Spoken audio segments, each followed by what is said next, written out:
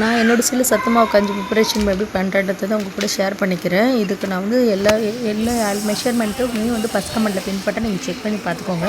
First முளைக்கட்டி தான் அரைக்க போகிறேன். முளைக்கட்டுறதுக்கு தேவையான சிறுதானிய பயிர் மட்டும் நான் எடுத்திருக்கேன். அதில் வந்து கருப்பு சுண்டல், கேழ்வரகு, கம்பு, பச்சை பயிறு, கருப்பு உளுந்து இது எல்லாமே வந்து முளைக்கட்டுறதுக்கு ஓவர் நைட் ஊற வச்சுருங்க. ஊற வச்சுட்டு நல்லா தண்ணி வடிச்சிட்டு ஒரு வெள்ளை துணி நல்லா கட்டி ஒரு 2 நாள் அப்படியே விட்டுட்டிங்கன்னா அழகாக முளைக்கட்டி வெந்துடும். இந்த முளைக்கட்டினதுக்கப்புறம் லைட்டாக கொஞ்சம் ஈரம் இருந்துச்சுன்னா நீங்கள் மொட்டை மாடியில் காய வச்சு இலவையில் காய வச்சு எடுத்துக்கலாம். முளைக்கட்டுறது ரொம்பவே ஈஸிங்க. நம்ம ஈஸியாகவே வீட்டிலேயே செஞ்சிடலாம். இது நான் இந்த ரெசிபி இந்த கஞ்சி மாவு தான் நான் 1 வயசு குழந்தையில எங்கள் குழந்தைக்கு கொடுத்துட்ருக்கேன். நாங்களும் அதுதான் குடிச்சிட்ருக்கோம். அதுக்கப்புறம் நீங்கள் ஒரு கடாயில் நீங்கள் மற்ற பொருள் எல்லாமே அரிசி வகையில் எல்லாமே வந்து மிதமான சூட்டில் வறுத்து மிஷினில் கொடுத்து நம்ம அரைச்சி எடுத்துகிட்டு வந்துடலாம்.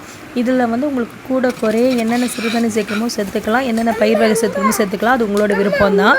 நான் என்னென்ன சேர்த்துருக்கேன்றது எல்லாமே நான் உங்களுக்கு பின் பண்ணுறேன். நீங்கள் ஃபஸ்ட் கமெண்ட்டில் பின் பண்ணுறேன். நீங்கள் செக் பண்ணி பார்த்துக்கோங்க. அவ்வளோதான் மிஷினில் கொடுத்து அரைச்சி எடுத்துகிட்டு வந்துட்டு போகிறேன். அரைச்சி எடுத்துகிட்டு வந்ததுக்கப்புறம் இது சத்து மாவு கஞ்சி எப்படி செய்யணுன்னா 1 ஸ்பூன் சத்து மாவு கஞ்சிக்கு 100 ml தண்ணி அளவு கரெக்டாக இருக்கும். நீங்கள் எத்தனை ஸ்பூன் சேர்க்குறீங்களோ அதுக்கேற்ற மாதிரி கட்டி இல்லாமல் ஃபஸ்ட்டு கரைச்சி எடுத்துக்கோங்க. கரைச்சி எடுத்துக்கிட்டு மிதமான சூட்டில் வச்சு எடுத்திங்கன்னா உங்களுக்கு சத்து மாவு கஞ்சி ரெடி ஆகிடும். அவ்வளோதான். உங்களுக்கு வந்து ஸ்டவ்வில் மீடியம் ஃப்ளேமில் இருக்கும்போதே இந்த மாதிரி கெட்டியாக்கி வரும். கெட்டியாகி வரும்போதே நீங்கள் ஆஃப் பண்ணிக்கலாம். இது கூட பால் இல்லைன்னா உங்களுக்கு நாட்டு சர்க்கரை இல்லைனா பனங்கற்கண்டு எது வேணுமோ அது சேர்த்துக்கலாம். அது உங்களோட விருப்பம் தான். ஒயிட் சுகர் சேர்க்க வேண்டாம். ஃபைனலாக சத்து மாவு கஞ்சி இப்படி தாங்க இருக்கும்.